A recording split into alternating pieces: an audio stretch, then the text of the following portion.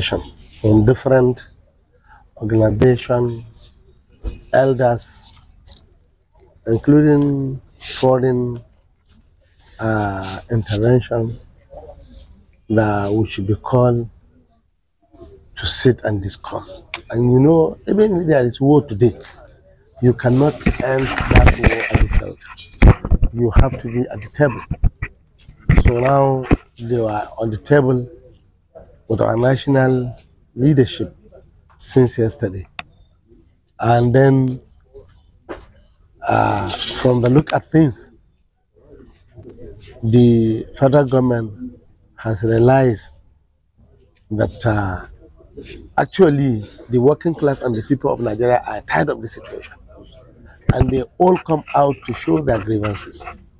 They left no option than to bend down and have a discourse.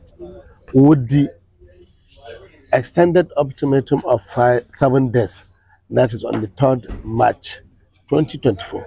If 13th March 2024, if a promises that we feel were reached, then the protest and then the strike will be suspended finally. If not, we will come back to the battlefield. May we know some of the agreement reached between the NLC and the federal government? So the agreement reached was to look at the way how this high insecurity rate will come down, to look at the way of opening some borders of Nigeria in such a way our goods and the other goods can come in and intermingle, so that the difficulties people are having should come down. Last not the least, the salary of working class was not a salary, because you can't call 30,000 a living wage now. And we are not talking of minimum wage any longer. We were talking of living wage. That is why many states has written to send their means of survival by food. What do you take in the morning? What do you take in the evening? What do you take in the night? How many of you in the household? And it will occupy how much by week, how much by month. That is how you will know what is living wage. And it was living wage we need, not minimum wage. Initially, when Buhari came into, he says that in Nigeria it wasn't minimum we need, it was a review of salary, which become lie until his 8 years elapsed. And since the coming of this government, it was from frying pan to the fire. So we all digested what we need, and they have agreed on to come and discuss over the matter. You have been mentioned of opening border part of the agreement reached between federal government and NLC. Don't you think, as issues are going around, that opening border can increase the importing of arms and ammunition? That is why you think it will affect the insecurity in the country, especially that is why initially I said insecurity. They have method. Our insecurity wasn't someone. It's artificial. It's artificial. You believe me.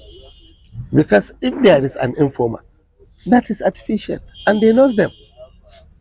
So we all give them the scenario of how things goes. And they have to tackle it. And we'll support them with information. Lastly, any message to the government of Republic? Yes. The bitter story is we ignored our religion. And you cannot tell me there is one member house of rep or one governor or senator or chairman that is a pagan in Nigeria. We all has religion.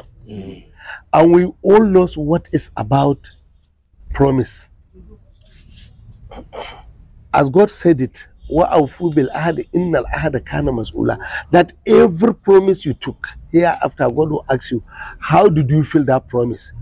They were not aware of this verse. It was only the promise that they made, they could not be able to fulfill it. They should come to fulfill their promises of campaign and whatsoever. That's it.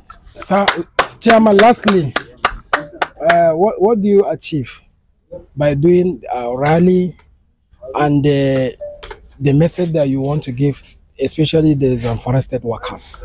What we achieve is to tell the federal government that they are liars. That is number one, because they say this protest will turn violence.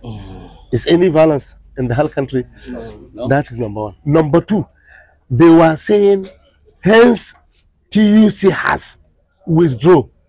NLC will never reach its target. And you yourself, you know, will reach it. That we can do. To the extent going to collect fake court order to legalize their illegality, which become lie. Falana have said it. That's the message.